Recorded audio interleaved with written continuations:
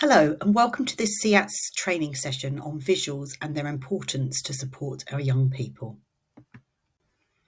Just some guidance before we start the actual training. If you can see, the mics need to be off at all times unless we've asked you to speak. If you see the finger symbol, that means that you can take part by adding anything to the chat. And when you see the little light bulb symbol, it means that there will be more training available that's a bit more in depth in that area. I just want to give you some information about SEATS. SEATS stands for Specialist Education and Training Support Service. We work in partnership with schools, parents, children and other professionals, and we're made up of specialist teams with the expertise to support teachers and parents. The specialist teams vary from cognition and learning to sensory needs, physical needs and autism social communication. I'd also like to make you aware of other ways that you can connect to SEATS by using some of our social media.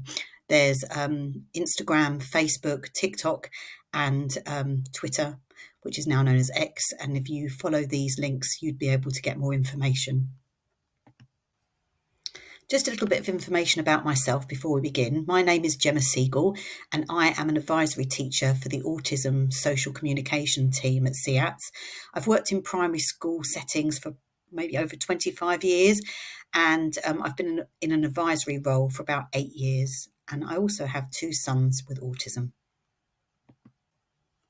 If you could now just pop into the chat, either number 1, 2, or 3, because I'd like to find out a little bit more about what you know about visuals. So if you could write number 1 for if you don't know anything about using visuals, for number 2 if you know a little bit about them but you just want a bit more information and guidance, or you might be someone who's number 3 who's had previous training, you're confident using them but you might like some new ideas to further your practice.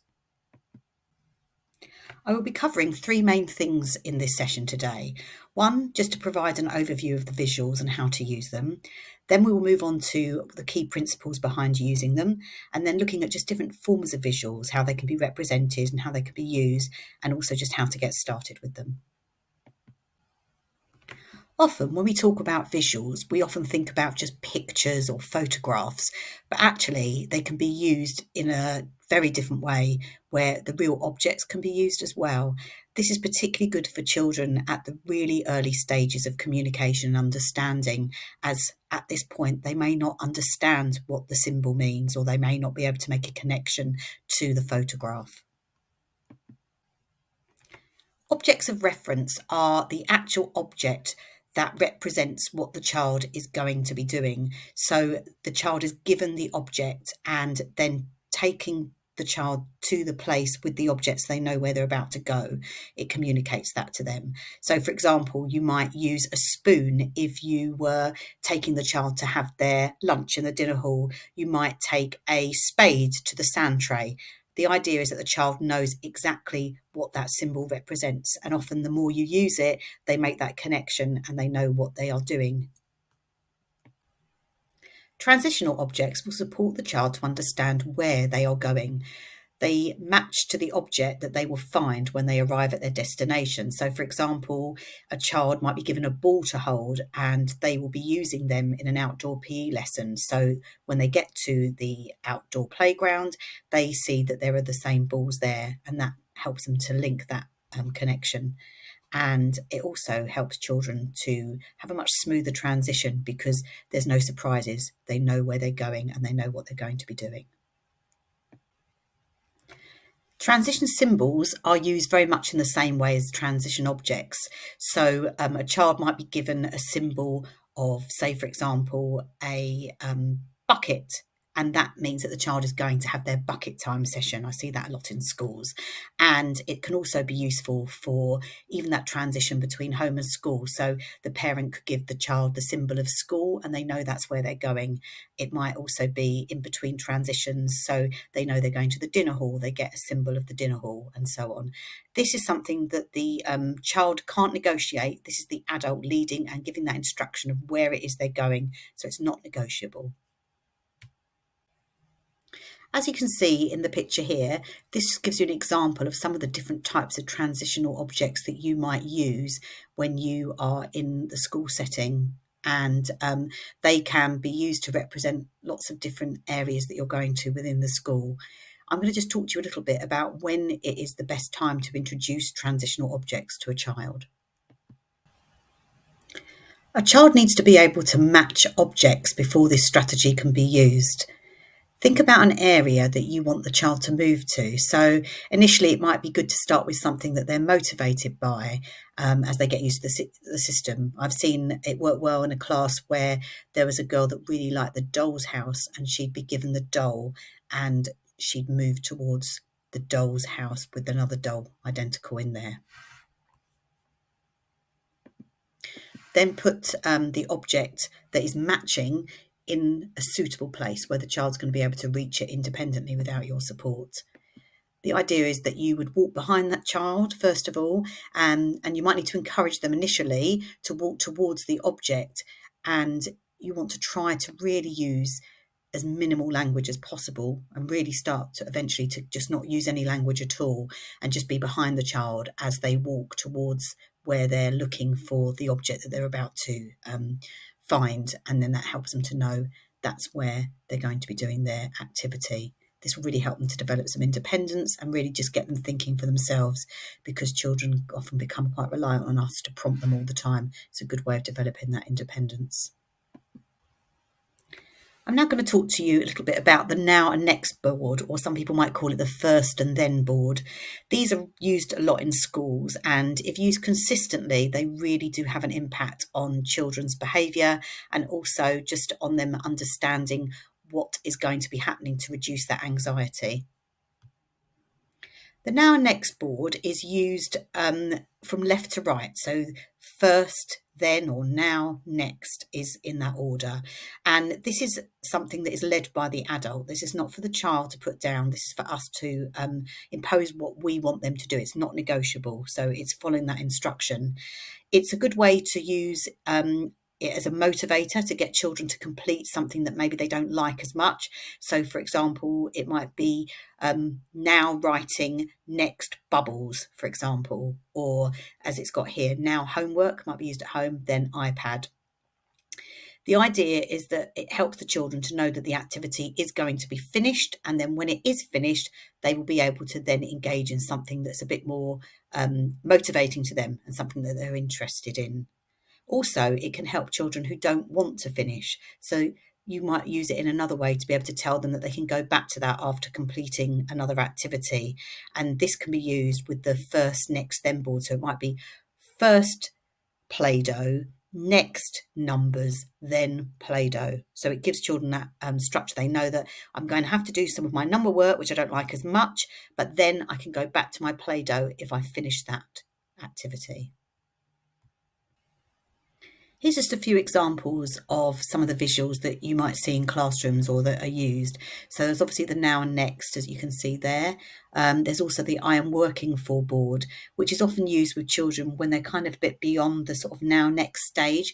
And it might be that they don't want to complete their work and need some more motivating. The token system at the bottom enables them to gain a token every time they keep on task or they follow the instruction, and then they eventually win their award. And this can be done very quickly, or it can be slowly depending on mood on the day. And also you could use maybe just 3 tokens if you think that children can't manage the 5. So it's very easily adapted.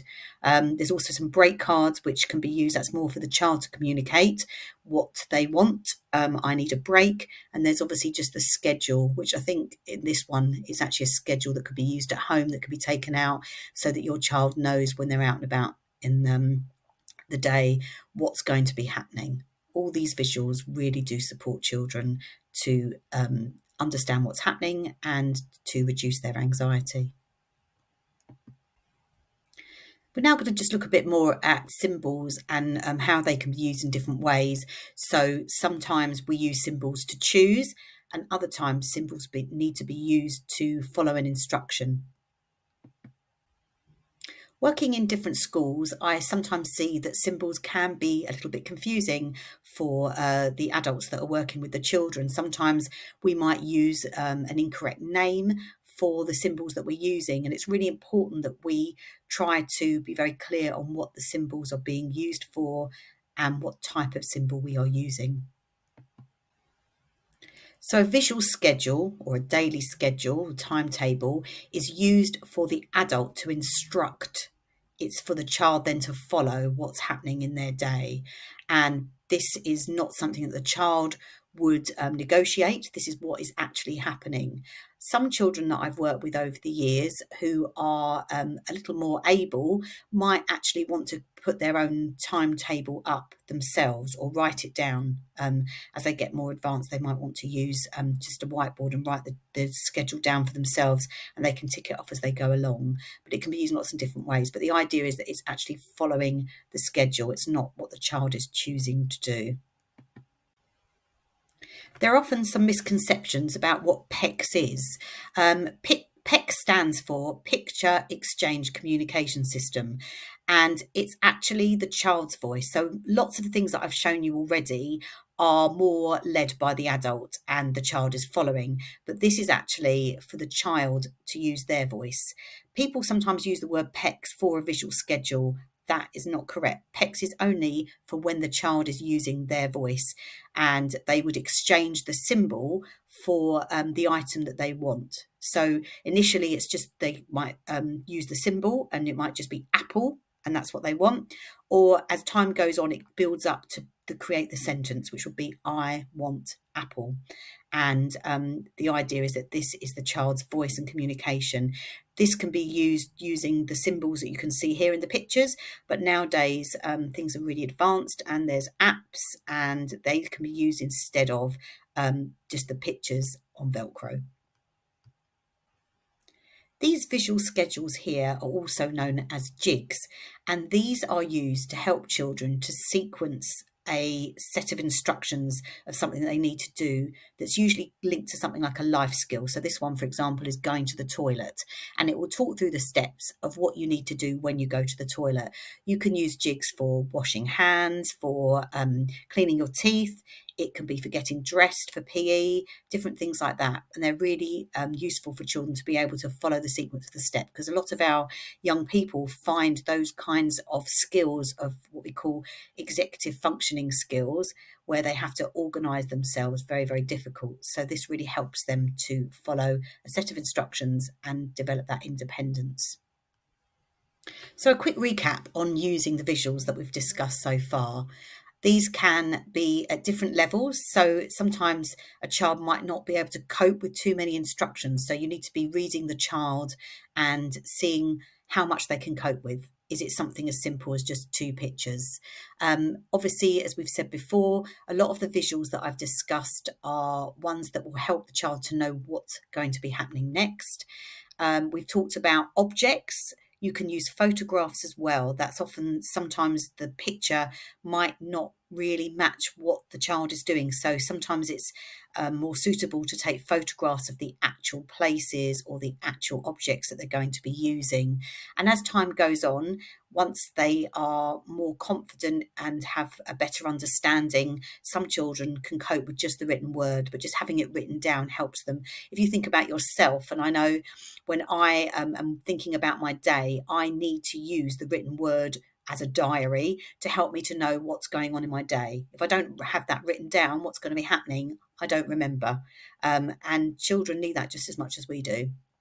And as I've just said before, just think about how many visuals you're using. Some children, they cannot cope with the now next. They don't understand it yet. They're only in the now. And it might be that you just use that one visual cue for them, whereas others begin to understand the now next. And then eventually you move away from that and you can just use a whole sequence of events to support their understanding of what's happening in their day. Once a child has become more confident in understanding the sequence of their morning or day or afternoon, it's good to set up a kind of mornings or afternoon schedule where it's more like a to-do list so the children know what they've got to do for that day. I generally prefer them to be kind of going from top to bottom. That seems to work well for a lot of the children that I support, but you can also do it from left to right. And the idea is that you're going to develop the child's independence to take responsibility for their schedule. So the child is given, say, for example, a symbol. The child is given that symbol and they take that symbol to the schedule, and then they take that symbol and they match it to the same in the place that they need to be. And then the child is then supported how to do this independently. So when I've been in special schools, I've seen this work really, really well. So, for example, the child might be going to the outdoor area, and on the door there would be the symbols of the outdoor area, and the child would take their symbol to there and they would put it in the little kind of folder at the door, so they knew that's where they were going, and then they went outside, so it's like a symbol to know where they were going. It can work really well with children. I've also seen it work quite well where they have a photograph of themselves, and every time they need to go to the schedule, they take the photo of themselves and they put it on, and then they take the next symbol off, just as a prompt to remember that I've got to go and change my schedule and look to see what I've got to do next. So now we're going to have a look at how schedules really do help children to develop their independence and also support them in reducing their anxiety levels. As we know with our young people, using too much language at times can be very overwhelming, and sometimes, as we say, less is more in a way. So the schedule is a really good way of prompting the student to what you want them to do without giving too much verbal direction, and it also stops you maybe from being too dominant and letting the child develop that little bit more of independence. It also is really beneficial to reduce that anxiety. Sometimes children don't know what's coming up next, and that's what's the trigger for them to get very upset and dysregulated. So it's really important that the schedule is used to help children to feel like they know what's going on and what's going to be happening. There's no sort of surprises.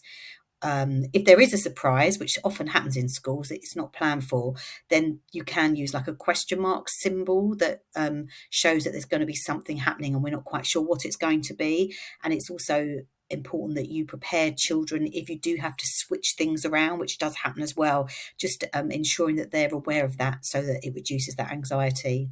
Schedules are also not only good for being used at school, as we know, but they can be really good for when you're at home as a parent, because sometimes at home there isn't really the structure that there is in a day of a school, and every day can be very different, so often using that schedule really helps the child to know what's going to be happening in their day. And also it can be used before the school day begins, so you're getting dressed, having a breakfast, walking to school, and so on. And then school day obviously has their timetable. And when they come home, what they're going to be doing once they get home, snack, homework, TV, dinner, etc. Here are some of what I would say are my sort of non-negotiables, things that really need to be up and ready to go. So the visual schedule for the child in school, it needs to be set up before the child arrives that morning.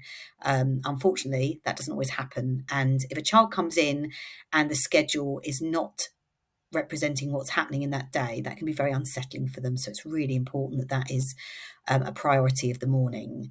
And also, as said before, the visual schedule isn't a choice board for the child. We can have additional choice boards if that's needed. But this is really for the adult to tell the child what it is they need to be doing. The child needs to be following, not be the one who's directing. It's also really important that if the children are going to the different settings, they need to have that corresponding visual cue in the right place, so that when they go to that setting or that area of the classroom, they're able to match it as required.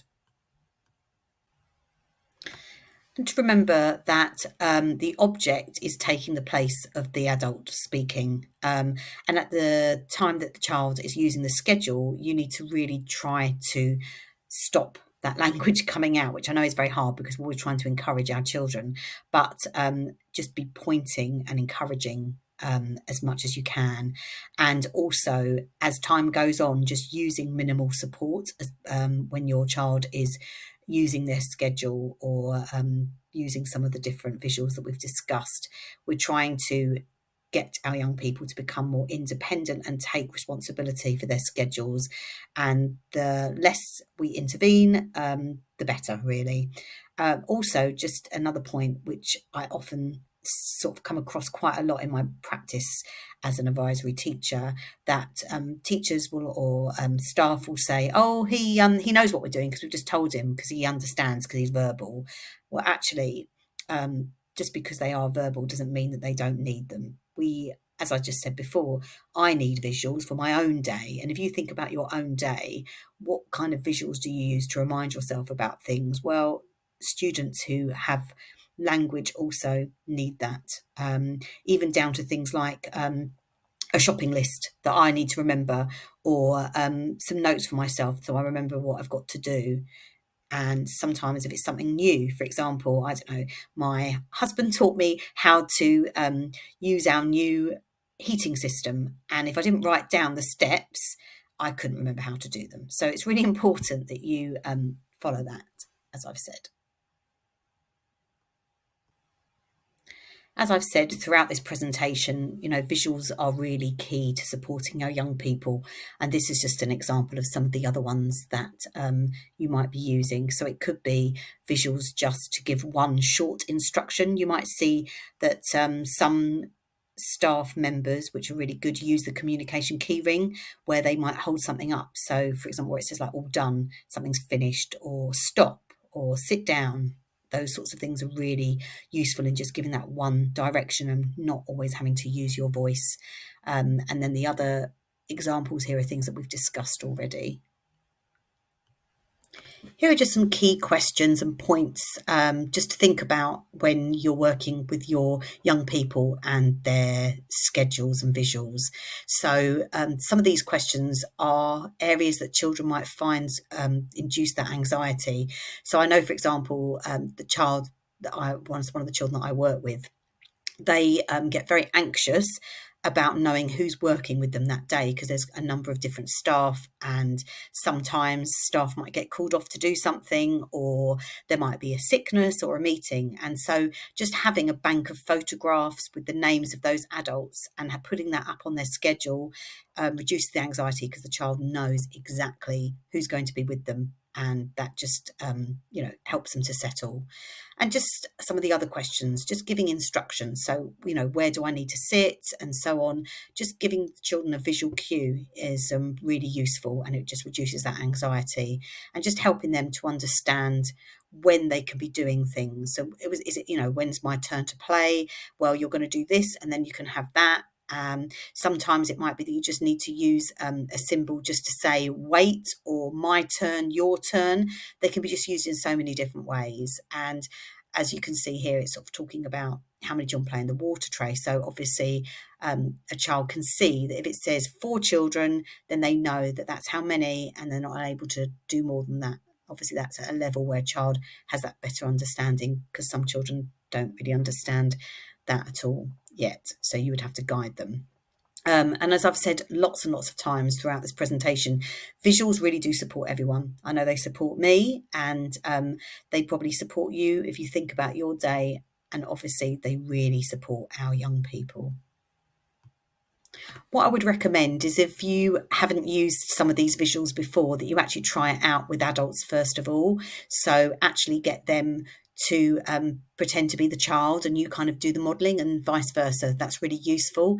Just think about where your child is and just go at their pace. Some children can move through the communication systems much quicker, or some children can, move on to a schedule much quicker, but others take a lot longer, and your children. If you're not sure and you're finding that difficult, then you can always, if SEATs are involved with the child that you're working with, they can support you and give you some advice on where they feel you should be going next. And also just to say that sometimes you think that a child has got to a certain stage, and actually they're not ready for it. And it's absolutely fine to move back to a transition object if they're not really getting the symbols. Just read your child and just think about what's best for them. There's no right or wrong. It's about each individual child and what they need and how they respond. I think I mentioned this earlier on in the session, but some children will find it very difficult to move on from an activity, and they get quite fixated, particularly children with autism. So it's really important that they learn to move on, and the best way to sometimes do that is by using the schedule. So actually, as I said before, it might be that they're in the water tray first of all, and then they need to do their reading and then their handwriting, and then they can go back to the water tray. Or that might be too much. It might just be, as we've said before, like now reading, next water tray. So just, really use that to support the child to understand that they can come back to it, but we're asking them to do something else first of all. Thanks very much for listening to this training today. We have a lot of different training sessions that are up and coming. And as you can see here, there are some different training dates that are up and running. So if you would like to sign yourself up to a different training session, then please you can scan the QR code or go on to the Eventbrite where they have the different sessions available for you to book onto. We've worked really hard as an organisation to really try and reach out to parents and staff to inform them on all the different ways that they can support their children. So just to remind you that we have lots of social media that you can access: Facebook, TikTok, Twitter or X, and Instagram. We run the sessions that you can book onto on Eventbrite or by scanning QR codes. We also have a YouTube channel which has a range of different videos that tackle all sorts of areas of special needs, and I really do recommend that you look at those. And a lot of them are very short. They might only be 10 minutes, and it just helps you to inform your practice. So if you just go onto YouTube and type in, I think, SEATS training, but be careful how you spell it, because otherwise you might be looking at how to change the engine of a SEATS car. Thank you very much for joining the session today. I really hope you found it useful, and if you were someone who already knew quite a bit about visuals, that there's been something there that you could take away and introduce to your young people. I just wanted to draw your attention to the SEATs at redbridge.gov.uk. If there's anything you wanted to find out, any more information, you can email that address, and we can get back to you about any further training or any questions about specific areas of visuals that you wanted to ask. Thanks again.